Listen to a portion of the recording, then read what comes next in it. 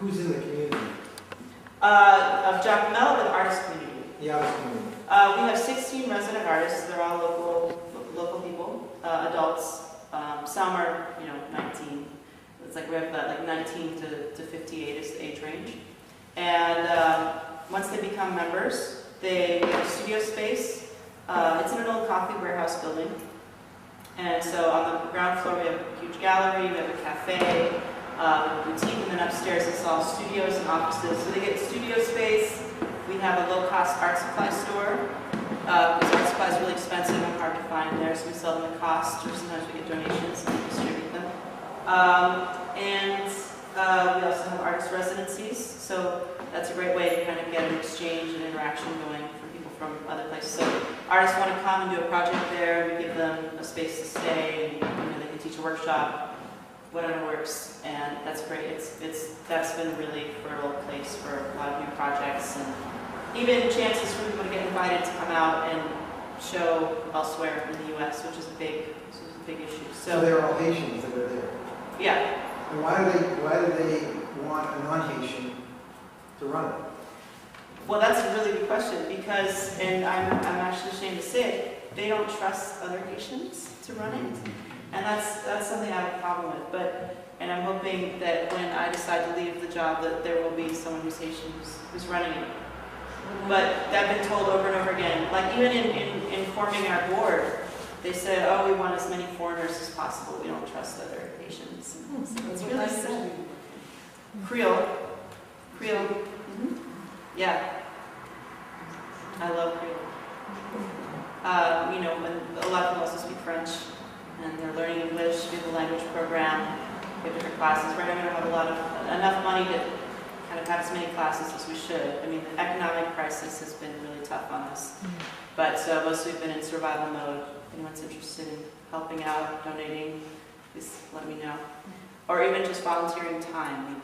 We have room for all kinds of volunteers of all kinds. And we'll make sure that you have an excellent time. Contrary to what, a lot of people say, oh, you live in Haiti, that must be, really scary, or, aren't you, have you been kidnapped, or all kinds of things. No, I haven't been kidnapped. I don't know anyone who's been kidnapped. That is not to say that, scary things don't happen, but the town of Giacomello is really, really relaxed and beautiful. It's like by the seaside, it's kind of Caribbean vacation, dream destiny. And my center's right there on the beach, and the best times to come visit are in November. We have a big kind of Day of the Dead thing November 1st, and Carnival in February. It's like my town of Giacomello is famous for the Carnival. Lots of paper mache, lots of costumes, lots of music, wonderful music. It's just like a whole month-long party. So, if anyone's interested in visiting, think of me as your ambassador, and I will hook you up with all kinds of resources, any way that you want to connect, or if you want to just come and just relax. It's good for us for people to know how great it is, and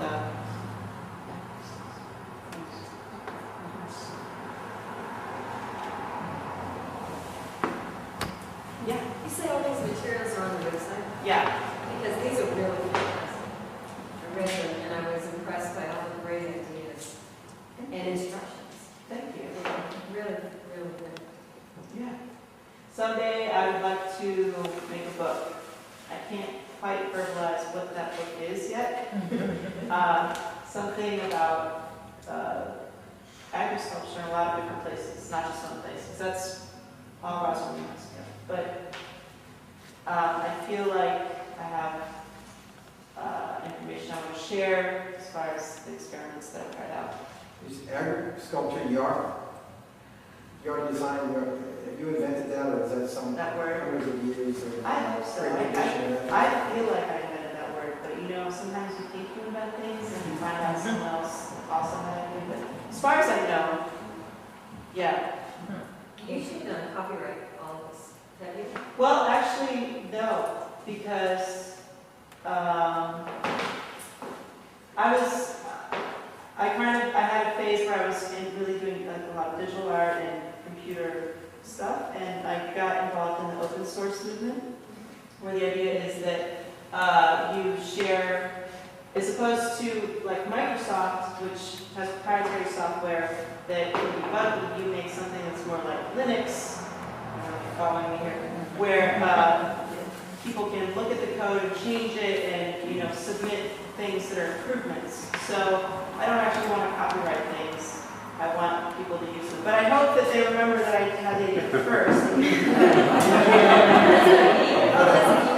want to produce the book and you want to perhaps use whatever you generate from it for income to feed back into your projects, it would be different.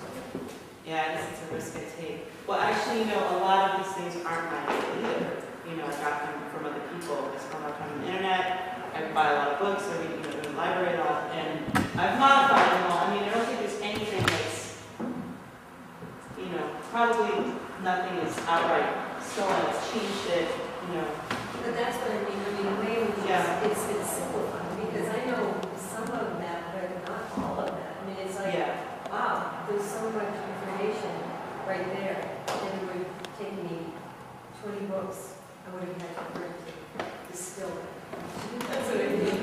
It's really great information. I put copy left on the bottom of things, which I think means feel free to use the information, reprint it, but remember to give me credit. You don't have to ask me. You can be more specific about it, or have you heard of Creative Commons? So you can have specific licenses, and one says by copy left attribution. comes out of that.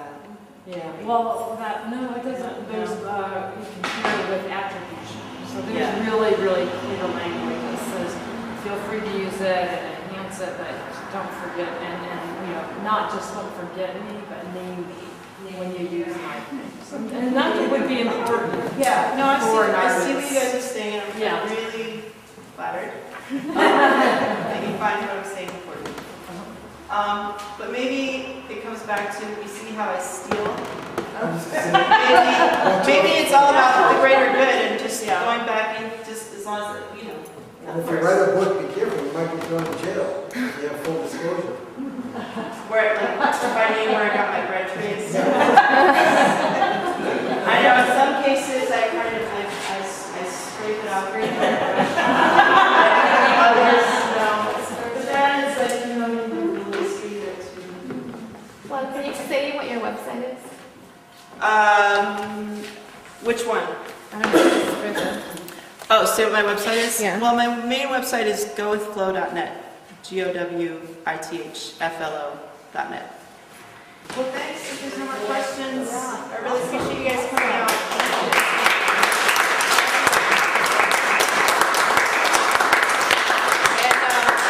And there's snacks and wine. And as I said, there's beans out there that need to be picked and eaten. Cherry tomatoes over there, jalapenos,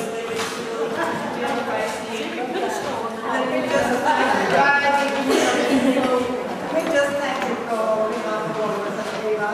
and how we have looked forward to this exhibition and how it started long ago.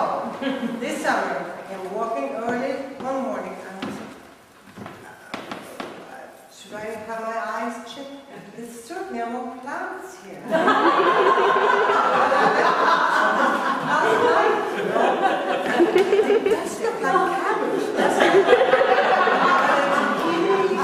And then I walked in, oh my God, there's a tomato plant. And, you know, it was the weirdest thing, and it was your marvelous guerrilla gardening. And then, you know, I said, we took a bag down and I started walking around, and lo and behold, also on the back on the north side, there were these little plants.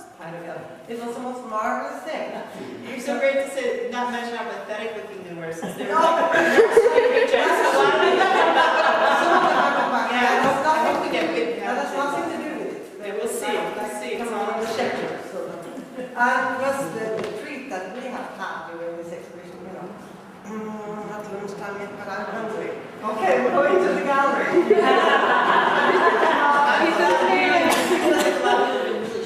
And some of the tomatoes are dark chocolate brown. Oh, that black. Oh, they are bye. Well, I'll save you some seeds. So, it has been a fantastic trip for us. Thank you. Thank you.